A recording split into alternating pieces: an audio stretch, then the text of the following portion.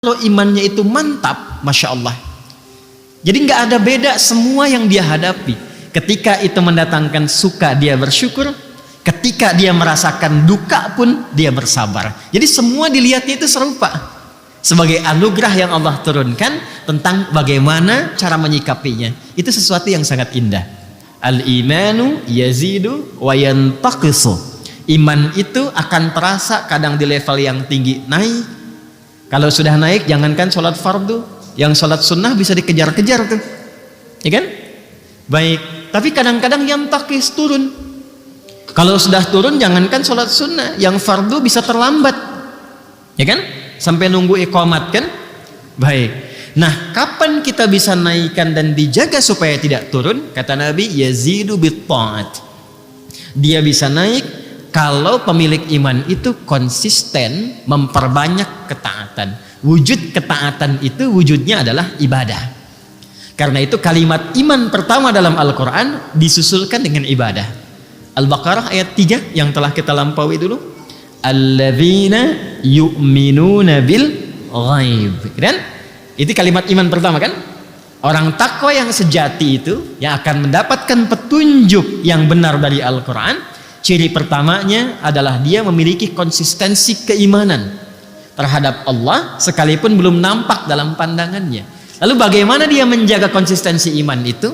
Wa yuqimunas shalah wa mimma razaqnahum yunfiqun. Jadi kalau salatnya ditingkatkan dari yang 5 waktu, ya, subuh, zuhur, asar, maghrib, isya, mukallah, ditambah dengan sunnah rawatibnya, tahajudnya, salat mutlaknya, itu nanti akan terjadi satu dampak perubahan kepada jiwa, akan lain, dan nanti perilakunya akan beda.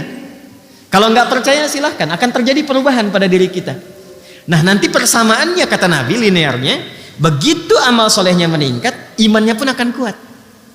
Dan pengertian terbaliknya, kalau amal solehnya sedang turun, berarti imannya pun sedang lemah. Paham ya?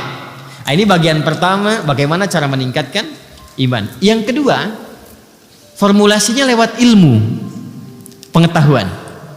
Karena itu antara ilmu dengan iman itu disandingkan.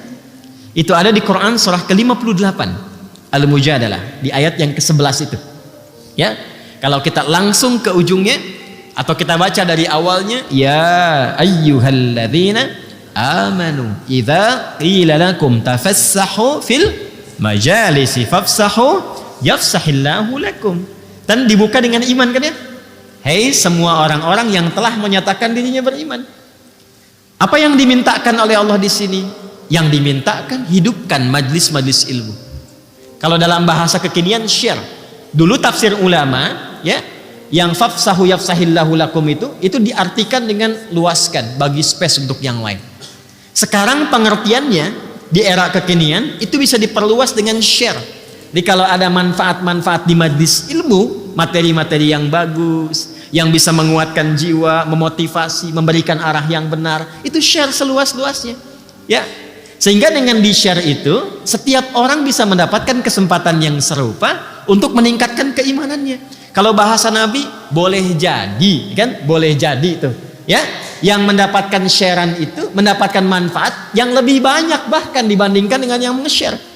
Maksudnya apa? Mungkin lebih berdampak kepada yang mendapatkan itu. Anda mendapat video potongan misalnya, ya, terasa biasa-biasa, kayaknya bagus tuh. Lalu Anda share. Bagi sebagian orang itu yang dia cari selama ini.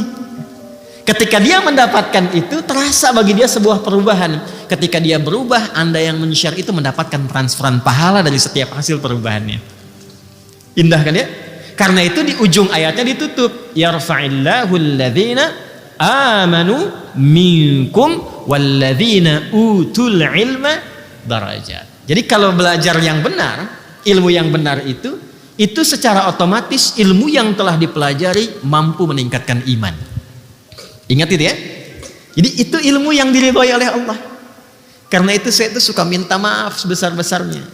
Kalau misal dalam satu kesempatan mengajar tidak memberikan penambahan kualitas atau kuantitas keimanan, tolong saya dikoreksi ya, didoakan. Karena mungkin ada yang tidak tepat dalam cara mengajarkan itu. Ya, karena guru yang benar ketika mengajarkan sesuatu Di antaranya adalah mampu mendapatkan ya atau menjadikan setiap yang belajar itu lebih dekat dengan Allah Subhanahu wa taala.